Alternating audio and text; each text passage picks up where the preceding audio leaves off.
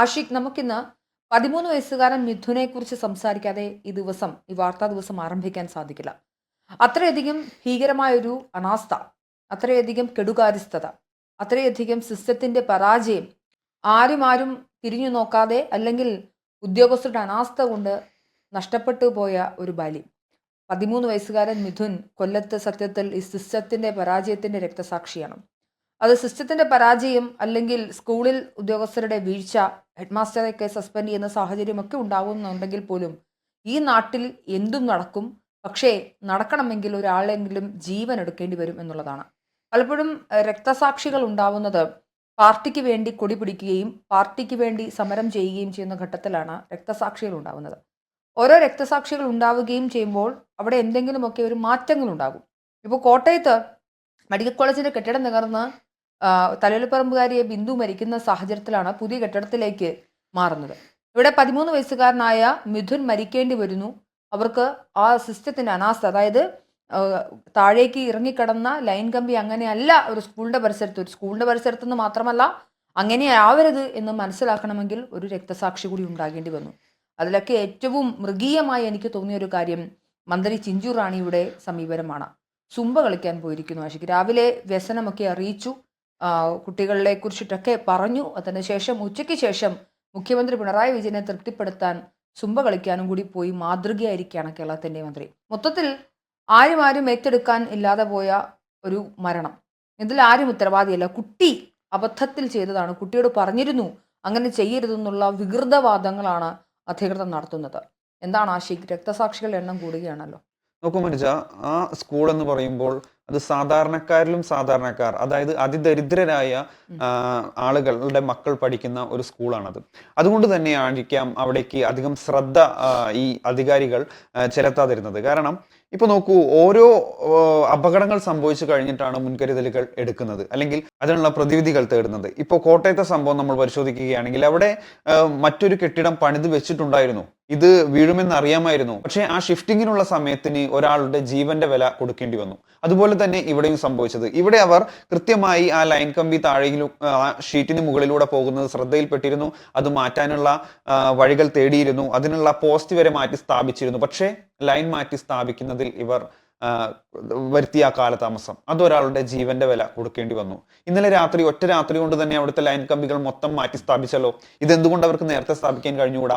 അതിനേക്കാളെല്ലാം ഗുരുതരമായിട്ടാണ് ഇന്നലെ മന്ത്രിയുടെ പ്രസ്താവന വന്നത്. ഇവിടെ ഇങ്ങനെ ഒരു വീഴ്ച സംഭവിച്ച വഴിക്ക് വിദ്യാഭ്യാസ മന്ത്രിയും അതുപോലെ തന്നെ ഇലക്ട്രിസിറ്റി മന്ത്രിയും വളരെ പക്വമായിട്ട് തന്നെയാണ് പ്രതികരിച്ചത്. പെട്ടെന്ന് തന്നെ അവരുടെ പ്രതികരണം വന്നു. അതായത് എഡ്യൂക്കേഷൻ മിനിസ്റ്റർ പറഞ്ഞു, ഇതിന് കാര്യങ്ങൾ കൃത്യമായി അന്വേഷിക്കും, വീഴ്ച വന്നിട്ടുണ്ട്, അത് കൃത്യമായി അന്വേഷിച്ച് അതിന് വേണ്ട നടപടികൾ സ്വീകരിക്കും. അതുപോലെ തന്നെ ഇലക്ട്രിസിറ്റി വകുപ്പ് മന്ത്രി കെ കൃഷ്ണൻകുട്ടി വന്നിട്ട് പറഞ്ഞു, പെട്ടെന്ന് തന്നെ അതിന്റെ റിപ്പോർട്ട് തേടുന്നു, അതിലേക്കുള്ള നടപടികളിലേക്കെല്ലാം കടക്കുന്നു. പക്ഷേ ഇവിടെ ആ ജില്ലയിൽ നിന്നുള്ള മന്ത്രി ചിഞ്ചു റാണി രാവിലെ വന്ന് പ്രസംഗിക്കുന്നു. ഈ വിദ്യാർത്ഥിയുടെ പ്രശ്നമാണ്. അതായത് അവിടെ പഠിപ്പിക്കാൻ വരുന്ന അധ്യാപകരെല്ലാം അവരോട് പറഞ്ഞിരുന്നു, അല്ലെങ്കിൽ സഹപാഠി സുഹൃത്തുക്കൾ ആ വിദ്യാർത്ഥിയോട് പറഞ്ഞിരുന്നു അതിന് മേലെ കയറരുത്. എന്നിട്ടും ആ കുരുന്ന് അതിന് മേലെ കയറി. അത് ആ കുരുന്നിന്റെ പ്രശ്നമാണ് എന്ന രീതിയിൽ സർക്കാരിനെ വെള്ളപൂശാൻ ശ്രമിക്കുന്നു. എന്തൊരു അനാസ്ഥയാണ്! ഇവിടെ കൃത്യമായി ഓരോ സ്കൂളുകളിലും പാലിക്കേണ്ട ചട്ടങ്ങൾ എഴുതി വെച്ച ചട്ടബുക്കുണ്ട്, അല്ലെങ്കിൽ അതിന്റെ പാലിക്കേണ്ട ചട്ടങ്ങളുണ്ട്. അതിൽ വ്യക്തമായി പറഞ്ഞിട്ടുണ്ട് വിദ്യാർത്ഥികൾ എങ്ങനെയാണ് പെരുമാറുക, സ്കൂളുകളിൽ അധ്യാപകർ എന്ത് ചെയ്യണം, അല്ലെങ്കിൽ വിദ്യാർത്ഥികളെ എങ്ങനെ നോക്കണം എന്നെല്ലാം കൃത്യമായി രേഖപ്പെടുത്തി വെച്ചിട്ടുണ്ട്. ഇതിന്റെ എല്ലാം ലംഘനമാണ് ഇന്നലെ അവിടെ നടന്നത്. അതുപോലെ തന്നെ ഇന്നലെ അവിടുത്തെ ഭാരവാഹികളെല്ലാം CPM-കാരാണെന്ന് പറയുന്നു.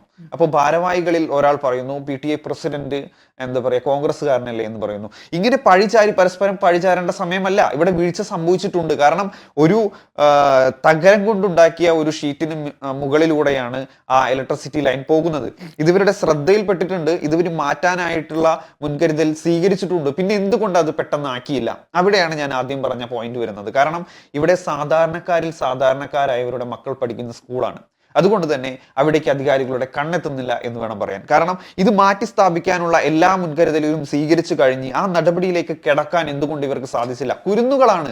അതായത് നോക്കൂ ആഷിഖ്, ഇതിനകത്തൊരു പ്രധാന കാര്യം ഈ കുട്ടികളെ പഴിചാരി രക്ഷപ്പെടുകയാണ്. ഓരോ സ്ഥലത്തും കുട്ടികളുടെ സുരക്ഷയെ മുൻനിർത്തിയാണ് PTA, parents and teachers association എന്ന് പറയുന്ന ഒരു സംവിധാനമുള്ളത്. അവിടെ ഉള്ളതെല്ലാം സാധാരണക്കാരാണ്. പക്ഷേ CPM-ന്റെ ആൾക്കാരാണ് ഇവരെല്ലാവരും. അതുകൊണ്ട് തന്നെ ഇവരെ സംബന്ധിച്ചിടത്തോളം CPM അനുഭാവമുള്ള ഒരു സ്കൂൾ പശ്ചാത്തലത്തിൽ അവിടെ എന്ത് അനാസ്ഥ ഉണ്ടെങ്കിലും അതിനോടൊന്നും ചോദ്യം ചെയ്യാതെ, കാര്യം CPM അല്ലെങ്കിൽ കമ്മ്യൂണിസത്തെ വിശ്വസിക്കുക എന്ന് പറയുന്നത് ഒരു മതവിശ്വാസം പോലെ തന്നെയാണ്. ഇപ്പം മതത്തിനുള്ളിലുള്ള ഒരാൾ ഒരു തെറ്റ് ചെയ്താൽ, അല്ലെങ്കിൽ അത് ആ മതവിശ്വാസത്തിന്റെ ഭാഗമായി വരുന്ന ഒരു തെറ്റാണെങ്കിൽ, അനാചാരമാണെങ്കിൽ അതിനെ ന്യായീകരിച്ച് മെഴുകുക എന്നുള്ള രീതിയാണുള്ളത്.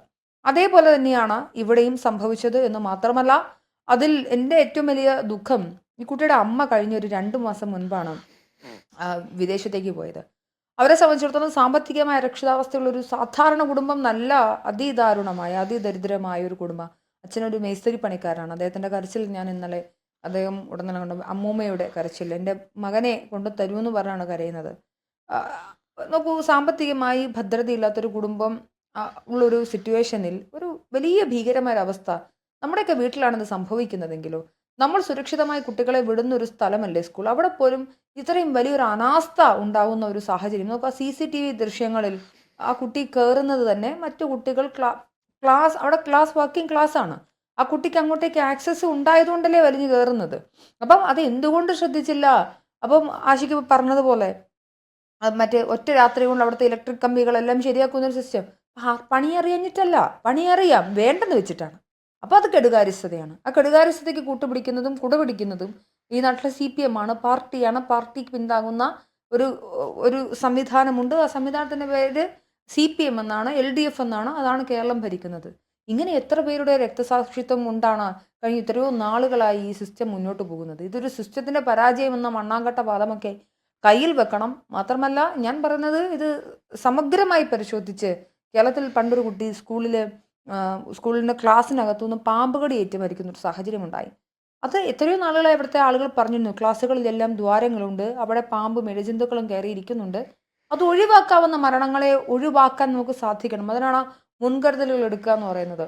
ഇനിയിപ്പം കുറച്ചധികം നാളുകൾ നമ്മൾ നേരത്തെ ബിന്ദുവിൻ്റെ മരണം ഉണ്ടാവുന്ന സമയത്ത് കേരളത്തിലെ മെഡിക്കൽ കോളേജുകളിലെ അനാസ്ഥകളെക്കുറിച്ചൊക്കെ ചർച്ചകൾ വന്നു. അതൊക്കെ മുങ്ങിപ്പോയി. അതിന് SFIക്കാരെ അഴിച്ചു വിട്ടുകൊണ്ട് അർലേക്കറിൻ്റെ തലയിൽ കയറാൻ വേണ്ടി വിട്ടുകൊണ്ട് ആ പ്രശ്നത്തെ പരിഹരിച്ചു. നോക്കിക്കുക ആഷിഖ്, ഈ പ്രശ്നം ഇനി കൊടുമ്പിരി കൊള്ളുമ്പോൾ SFI കുട്ടിക്കുരങ്ങന്മാരെ ഇറക്കി വിടും. എന്നിട്ട് ഈ പ്രശ്നത്തെ മറയ്ക്കാൻ ശ്രമിക്കും. മാധ്യമ ശ്രദ്ധ കിട്ടുന്നത് ആൾ കൂടുന്നിടത്താന്ന് ഇവർക്ക് വ്യക്തമായി അറിയാം. അങ്ങനെ ഇതും തഴയപ്പെടും, ഇതും ഒഴിവാക്കപ്പെടും. പക്ഷെ ഞാൻ പറയുന്നത്, ഇനിയും ഒരുപാട് പേർ രക്തസാക്ഷികളാകേണ്ടി വരും. ആ രക്തസാക്ഷിത്വത്തിൻ്റെ മേലെ പണിതുയർത്തി വെച്ചിട്ടുള്ള ഈ ചീട്ടുകൊട്ടാരം പോലെയുള്ള കേരള സർക്കാരിൻ്റെ ഒരു ആധിപത്യമുണ്ടല്ലോ, അത് അടുത്ത തെരഞ്ഞെടുപ്പോട് കൂടി തീർന്നു. അത് 2 വർഷം മുമ്പാണ് ഈ പറഞ്ഞ പോലെ സ്കൂളുകളിൽ നിന്ന് സ്കൂളിലെ ഒരു ദ്വാരത്തിനുള്ളിൽ നിന്ന് ഒരു പാമ്പ് ഇറങ്ങി വന്ന് ഒരു കുരുന്നിനൊക്കെ കൊത്തുന്നതും മരിക്കുന്നതും. അതിനുശേഷം എല്ലാവരും അതിന് പിന്നാലെയായിരുന്നു. അതായത് സ്കൂളുകളിൽ ദ്വാരങ്ങളുണ്ടോ, അല്ലെങ്കിൽ സ്കൂളിന് ചുറ്റും കാട് പടർന്നിട്ടുണ്ടോ, കാട് വെട്ടിത്തെളിക്കാനും അതുപോലെ തന്നെ ഈ ദ്വാരങ്ങൾ അടയ്ക്കാനുമായിരുന്നു എല്ലാവരും ഓടി നടക്കുന്നത്. ഇനിയിപ്പോൾ ഇതിന് പിന്നാലെയായിരിക്കും, സ്കൂളിന് മുകളിലൂടെ ഇലക്ട്രിക് ലൈൻ പാസ് ചെയ്യുന്നുണ്ടോ എങ്കിൽ അത് മാറ്റി സ്ഥാപിക്കാനായിരിക്കും ഇനി കുറച്ച് നാൾ അതിന്റെ പിന്നാലെയായിരിക്കും ആളുകൾ പോകുന്നത്. പക്ഷേ ഇവിടെ നോക്കൂ, ഓരോ സിറ്റുവേഷനും ഇപ്പോൾ ക്ലാസ്സുകളെല്ലാം സ്മാർട്ട് ക്ലാസ്സുകളാക്കി മാറ്റാനാണ് സർക്കാർ നടക്കുന്നത്. സ്മാർട്ട് ക്ലാസ് ആക്കി മാറ്റുന്നതിന് മുമ്പ് ഇവിടെ പ്രാഥമികമായി ചെയ്ത് തീർക്കേണ്ട ഒരുപാട് കാര്യങ്ങളുണ്ട്. ഇതുപോലെയുള്ള ഈ ഉള്ളേരിയകളിലുള്ള അല്ലെങ്കിൽ ഗ്രാമപ്രദേശങ്ങളിലുള്ള ഒരുപാട് സ്കൂളുകളിൽ ഇതുപോലെയുള്ള അനാസ്ഥകൾ നടക്കുന്നുണ്ട്. അത് വേണം ആദ്യം പരിഹരിക്കാൻ. ഇപ്പോൾ വയനാട് അന്ന് ആ സംഭവം ഉണ്ടായതിനു ശേഷം രാഹുൽ ഗാന്ധി ഒരു പരാമർശം നടത്തി, കേരളത്തിലുള്ള എല്ലാ സ്കൂളുകളിലും ഇതുപോലെയുള്ള സുരക്ഷാ പരിശോധന നടത്തണം. ആ രാഹുൽ ഗാന്ധി അന്ന് മുന്നോട്ട് വെച്ച ആ നിർദ്ദേശം കേരളത്തിൽ അത് പാലിച്ചിരുന്നെങ്കിൽ, അല്ലെങ്കിൽ അത് ഫ്രീക്വന്റായി നടത്തിയിരുന്നെങ്കിൽ ഇത്തരത്തിലൊരു അനാസ്ഥ നമുക്ക് തടയാമായിരുന്നു. അങ്ങനെയുള്ള നല്ല നല്ല ആശയങ്ങൾ മുന്നോട്ട് വരുമ്പോൾ ഇത് കുരുന്നുകളുടെ കാര്യമാണ്, നമ്മുടെ വിദ്യാർത്ഥികളുടെ കാര്യമാണ്. അതിൽ ഒരു കോംപ്രമൈസും നമ്മൾ ചെയ്യരുത്. ഈ പറഞ്ഞ പോലെ തന്നെ ആരോഗ്യ മേഖല സംഗതി എന്താണെന്ന് രാശിക്, ഇത് വലിയ വിദ്യാർത്ഥി സംഘടന SFI ഒരു അക്ഷരം വേണ്ടിയിട്ടില്ല എന്നുള്ളതാണ്. അവർക്ക് പഠിപ്പ് മുടക്കാൻ മാത്രമേ ഉള്ളൂ. പഠിക്കാൻ പോയൊരു കുട്ടിൻ്റെ മരണം അവർ അറിഞ്ഞിട്ട് പോലുമില്ല. അതാ ഞാൻ പറഞ്ഞത്, ഇതിനെ പ്രൊട്ടക്റ്റ് ചെയ്യുന്ന ഒരു ലെയർ ഉണ്ട്. ആ ലെയർ എന്ന് പറയുന്നത് ഇവിടുത്തെ CPM ആണ്. അത് ഇനി ആഷിക്ക് ഇനി എന്ത് പറഞ്ഞു, ഇപ്പോൾ രാഹുൽ ഗാന്ധി പറഞ്ഞുകൊണ്ടായിരിക്കും അവർ കേൾക്കാത്തെ. ഇവർ പ്രതിപക്ഷം പറഞ്ഞ് അവർ കേൾക്കില്ലല്ലോ. വലിയ അനാസ്ഥയാണ്, സങ്കടകരമാണ് ഈ അവസ്ഥ. നിങ്ങൾ ഈ ദുരവസ്ഥയിലൂടെ കടന്നുപോയാൽ മാത്രമേ, നമുക്ക് റിലേറ്റ് ചെയ്യാൻ പറ്റിയാൽ മാത്രമാണ് എൻ്റെ വേദനയും മനസ്സിലാവുകയുള്ളൂ. ഈ മന്ത്രി പുങ്കവന്മാരൊക്കെ ഇതിനെ ന്യായീകരിച്ചും സുംബ കളിക്കാൻ പോയും ഒക്കെ ഇതിനെ തലോടി തഴുകി വിടും. അടുത്ത തെരഞ്ഞെടുപ്പാകുമ്പോൾ ഞാൻ പറഞ്ഞ കേരളത്തിലെ ജനങ്ങൾ ഇതിന് മറുപടി പറഞ്ഞേ പറ്റുകയുള്ളൂ വോട്ടിലൂടെ.